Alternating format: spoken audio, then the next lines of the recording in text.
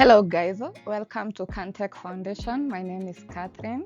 So in today's video, we are going to learn how to register for AGPO. AGPO stands for Access to Government Procurement Opportunities, especially for women, youth, and persons with disabilities.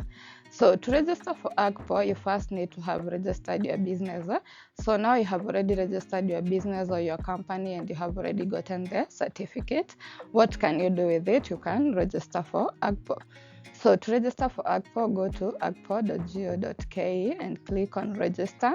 It's going to give you the pre-registration check to check if your business has been registered. So check your business type. Is it a sole proprietorship, company?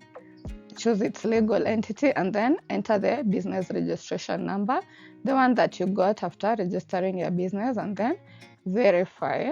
So if the details are correct, you proceed to the next step. If not, repeat. And if you have not registered your business, make sure you first register your business. Okay. So this is the welcome homepage for AGPO. You have to register. You have registered to receive an AGPO certificate. So this is all the information that is required from you personally and also for your business. So read the welcome message. Here we have the requirements. Are you a sole proprietorship, a partnership, a limited company, or a limited liability partnership?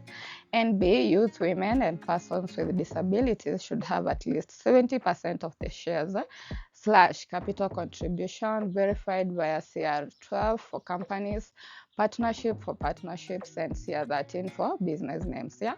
So make sure you read all the requirements for each category or for your specific category.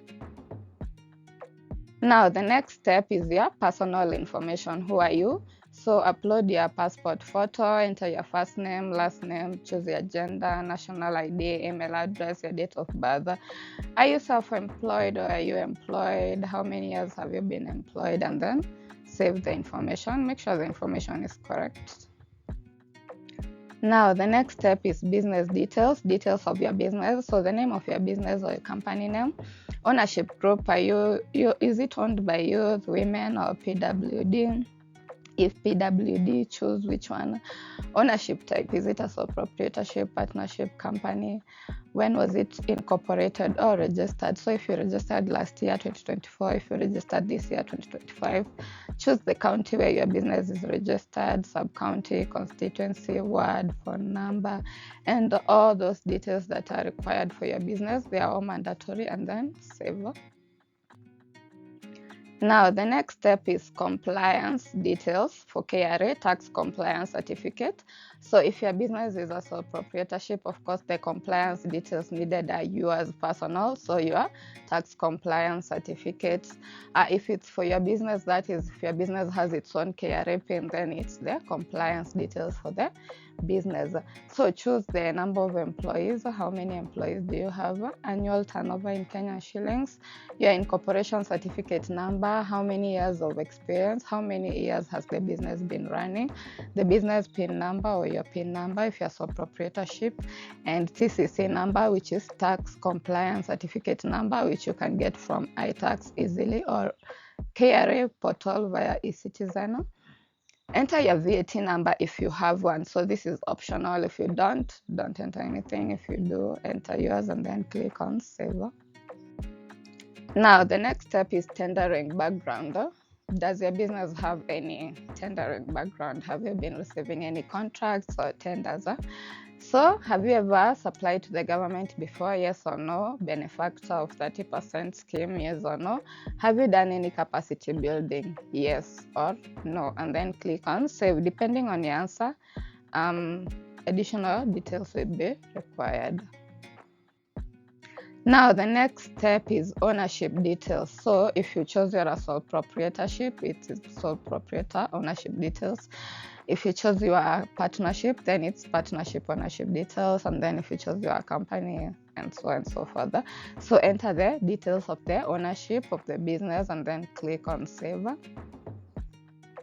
The next step is to upload your documents. After you have filled all the information, of course, you have to verify it with some documents, yeah?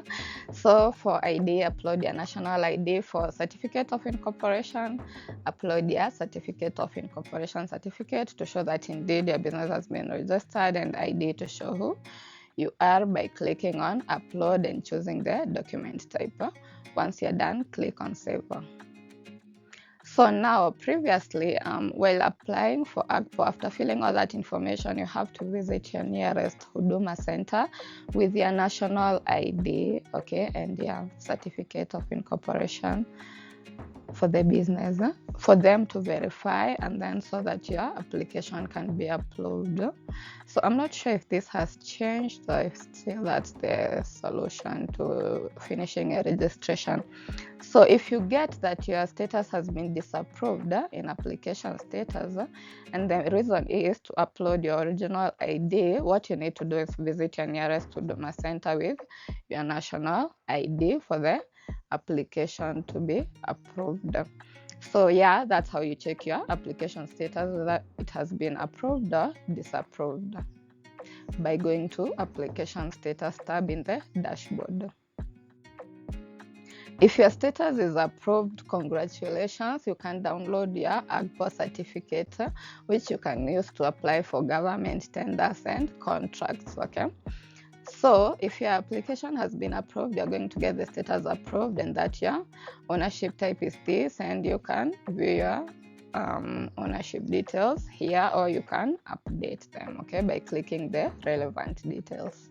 So now finally, to download your certificate, yeah, AGPO certificate for your business. So while at the dashboard, go to the certificates tab, and there you'll see that the status has been approved, your certificate has been approved, the expiry date of the certificate, and you can download the certificate by clicking here.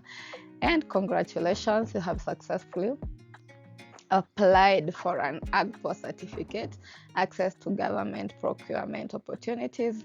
You can now apply for tenders and government contracts. Thank you for watching this video. My name has been Catherine. Until next time, bye-bye.